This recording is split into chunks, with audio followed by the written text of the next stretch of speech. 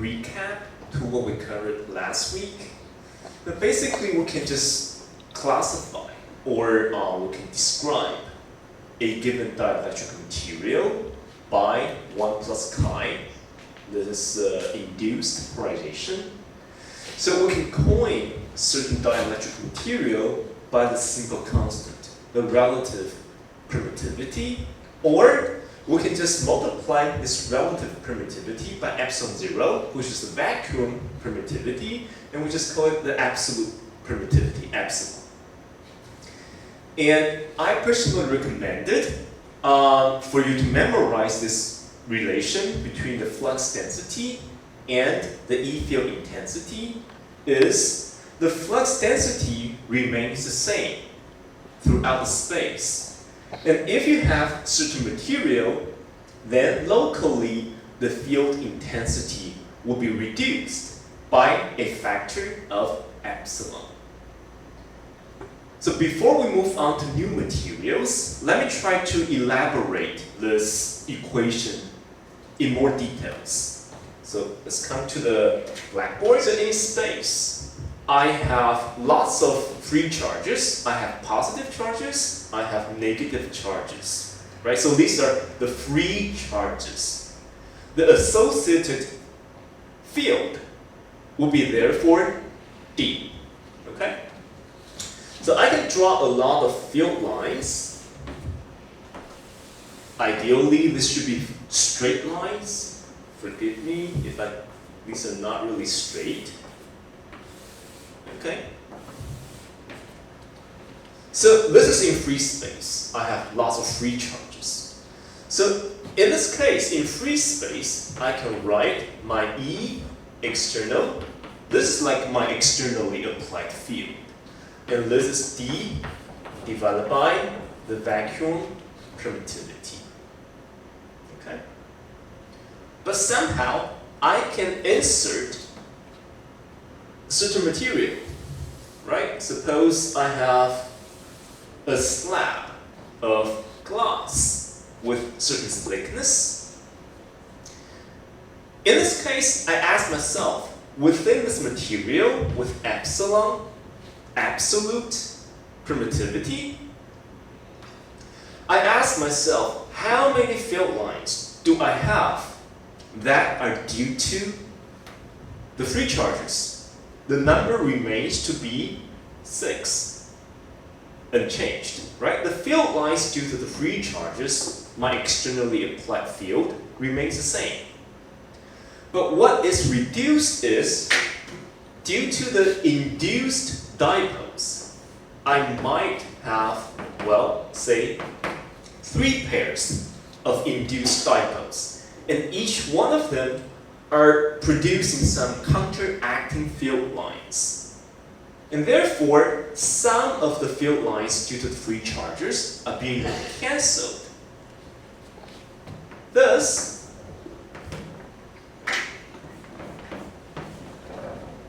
my E field intensity within this material is weakened by a factor of epsilon, right? So the major difference between D and E is D is related to the free charges. So basically, even though you are within such a material, dielectric material, where your field is weakened, but the field lines due to the free charges remains the same. It's only you have produced, oops, negative sign, positive sign, right? You have induced certain pairs of electric dipoles that itself generates a counteracting E field lines to make the material having weaker electric intensity. Okay? So now let's take a good look at one example. This is something very similar to what we covered for metal. Well, if you still remember, when we analyzed metal, we had a thin shell, right, of metal, but now we just replace the material, the same shell, the same geometry. You have a positive charge at the center, and you have a shell, but now the shell is made of dielectrics. Okay? So this dielectric is having a relative permittivity of epsilon r. Still, the inner radius is Ri, the outer radius is Ro. So this is, again, a three-dimensional spherical shell. Okay?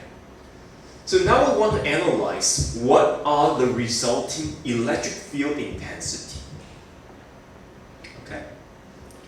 We're still dividing the analysis regions into three. When we are outside of the shell, when we're within, standing inside the material, and really inside of the shell. Okay? Still the same three regions. And we're still applying Gauss's law. Well, when we're really outside the shell, the E field intensity multiplied by the enclosed spherical surface, 4 pi r squared, is Q divided by epsilon 0. When we're standing outside, right, we don't have relative permittivity, so we use epsilon 0. And the amount of charge being included is just Q. Right? So this is nothing new. The problem arises when we are standing inside the shell. Okay? Now, in this case, when we're inside the shell, you might be wondering, well, how many charges are being enclosed? But the benefit of defining a dielectric material using epsilon, the benefit is you don't really have to care about the induced dipole charges. All you have to do is include the relative permittivity. Okay? So for a Gaussian surface with the radius r, r is greater than ri but smaller than ro, the spherical surface is still 4 pi r squared, but now you retain the charge because eventually you are still enclosing this free charge of Q, but all the effects of the induced dipoles provide some counteracting charge densities as well. So initially you might be thinking, oh, this Q has to be subtracted by some other amount of induced charge. But that's not really necessary. All you have to do is you include this relative permittivity of that given material. And that weakens your E field intensity inside the shell. Okay? So in this case, when we are inside the dielectric shell, the E field intensity, the strength, is weakened by a factor of epsilon r. And this is due to the existence of the induced electric dipoles. Okay? So therefore, starting from this point and onwards, when you meet a given dielectric material, all you have to do is include its corresponding permittivity. And you can truthfully derive its E field intensity. Okay? Now, as we walk closer into the inner radius of the shell, again, you recover the very similar result. Okay? Here, again, you are in vacuum, so you don't need to include epsilon r. For vacuum, epsilon r is 1. Okay? What does this mean? If you plot all these results of E field intensity, E, you will see two abrupt jumps. When you're outside, you have a very smooth 1 over r squared dependence, right? So as you move closer to the shell, you have an increasing E field intensity. But once you reach the boundary, the outer boundary, and you step across it, you have an abrupt jump. Okay? And this is exactly the effect of the induced dipose. Right? So when you are outside, you have a very smooth, varying E field intensity. At the boundary is continuous, right? But then you have abrupt jump. But once you're inside, you have again a smooth variation. But when you reach the inner radius, where you have the dielectric vacuum interface, that's where your dipole ends. Right? Inside the vacuum, you have no longer any capability to form induced dipose. And therefore, at this inner radius, you have accumulated some kind of induced polarization surface charge density. Okay? So once you step across it, your E field strength is immediately increased. So whenever you have interfaces, like one interface here, second interface here, you should always expect to have abrupt jumps in the E field intensities. Okay? One jump and two jumps. But now you ask yourselves, this is plotting E, right? This dashed line is ER. Okay? What about the D field? The D field, the flux intensity, flux density, is only associated with the free charges. Okay? It does not feel the presence of the induced dipose. Right? So if we plot out D, it's continuous and smooth throughout. Just like the case I drew on the blackboard. For D, when even you have the interface, you have material difference, it's not changing. D is a smooth, varying function. It does not care for the induced dipose. So in a simple case, we don't have any spatial dependence. If we have infinite charges, we have a constant field, right? And therefore the D is not a function of space. But what I'm trying to tell you is D is a smooth varying function. So in this case, we have a single charge. It is setting up some kind of field or density pattern, which is decaying, well, as a function of the distance. But for E, you can have abrupt jumps, but D remains smooth throughout. Okay? So that's a major difference between D, the flux density, and E, the field intensity. So E can have dramatic changes, but D cannot. Right? The reason is, even though you're standing inside this shell, when you evaluate D, you're only asking, well, how many free charges do I have? The answer is, I still have one. It's the same. But when you're standing inside and you ask, how strong is my E field? E field is asking, how much of the net charge do I have? Right? The net charge means I have the free charge, I have the induced charge densities. So when they add, you actually have a reduced value. Okay. Right, so basically, mathematically, D equals epsilon E. Therefore, D is really not material dependent.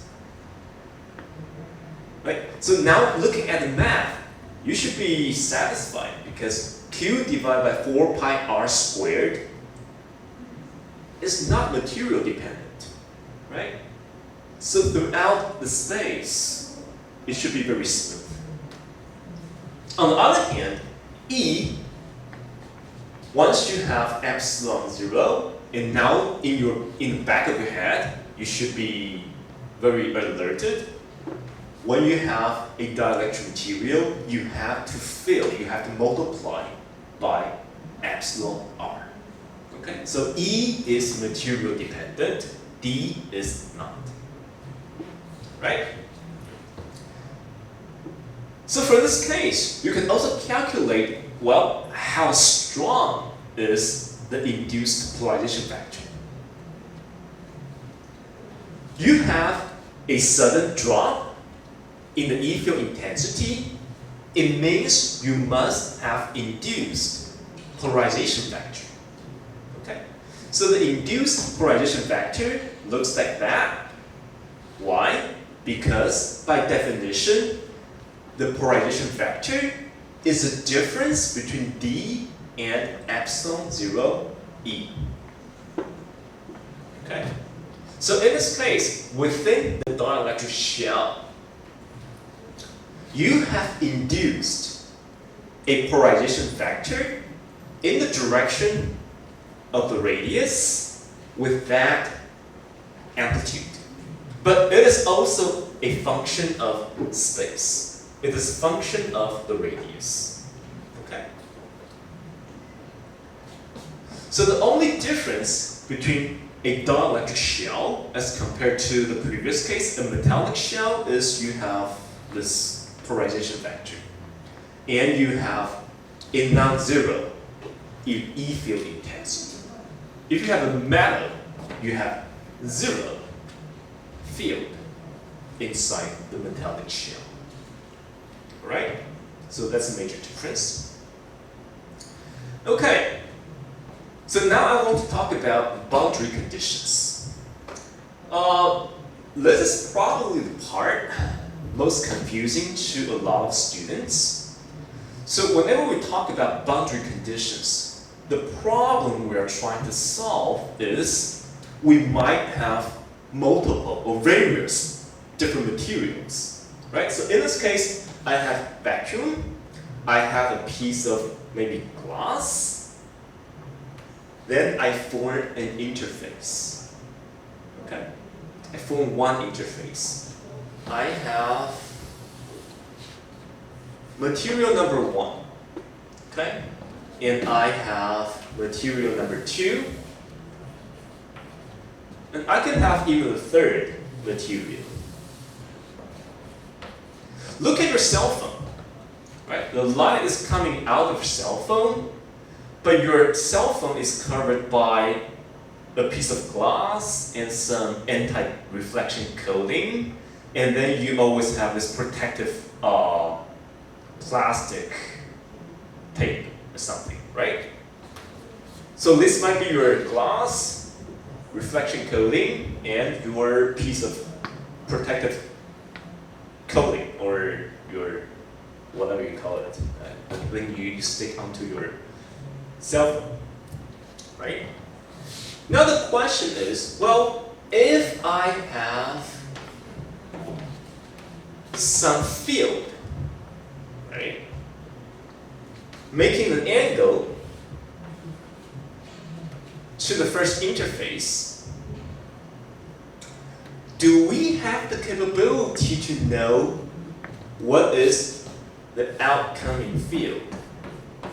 Well, this is epsilon 4, right? And this angle. Well, this happens every day. even for light, think of light as the E field.